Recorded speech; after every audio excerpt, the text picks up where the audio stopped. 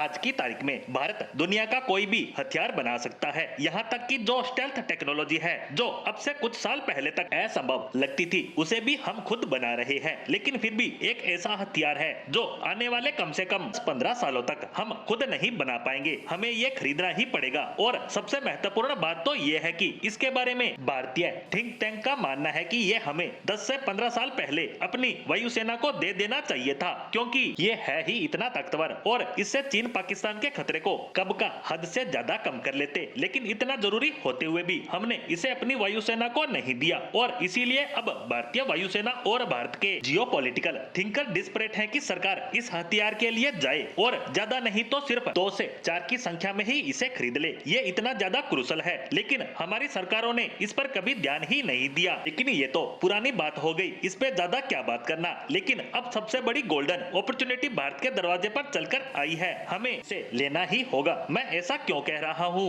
तो आप इसकी खासियत जानने के बाद खुद समझ जाओगे, लेकिन इससे पहले ये खबर पूरी तरह से समझ लेते हैं। दरअसल खबर आई है कि हाल ही में जब पीएम मोदी रूस की यात्रा पर गए थे, तब भारतीय प्रधानमंत्री मोदी और रूसी राष्ट्रपति व्लादिमीर पुतिन के बीच एक बाइलेटरल बैठक हुई थी और उसी के बाद अब रिपोर्ट्स आ रही है कि रूस ने भारत को अपना TU-160M न्यूक्लियर सुपरसोनिक जो बॉम्बर है वो ऑफर किया है और यह भारत के लिए बहुत ही बड़ा ऑफर बताया जा रहा है। रूस का TU-160M नया नवेला बॉम्बर है जो हाल ही में अपग्रेड किया गया है। TU-160 के मुकाबले तकरीबन 60% ज्यादा इफेक्टिव, ज्यादा पावरफुल है। यानी आप कह सकते हैं कि अपने पिछले मॉडल के मुकाबले ये 1.5 गुना ज्यादा ताकतवर है, जो लेटेस्ट टेक्नोलॉजी के साथ आता है। और कीमत के मामले में भी ये अच्छा है। $163 मिलियन में आपको एक फुल फ्लेज्ड बॉम्बर मिल रहा है, जबकि एक फाइटर जेट की कीमत भी $120 मिलियन तक चली जाती है। वहीं बात करें इसकी रेंज की तो वह मिनिमम 12,000 किलोमीटर और मैक्सिमम 16,000 किलोमीटर तक जाती है। और सबसे खास बात, ये अपने साथ 12 लॉन्ग रेंज क्रूज मिसाइलें लेकर जा सकता है, और वो भी न्यूक्लियर मिसाइलें। और इतने परमाणु बम एक बार में ले जा सकता है जिससे पूरे पाकिस्तान को तबाह किया जा सकता है। लेकिन इसका पाकिस्तान से कोई लेना देना ही नहीं है, ये हमें चाहिए चीन के खिलाफ, क्योंकि चीन के पास H-20 सीरीज के कई बॉम्बर है जिनकी रेंज काफी ज्यादा है और वो पूरे भारत को कवर करते हैं। यही कारण है कि जब भी सीमा पर तनाव बढ़ता है,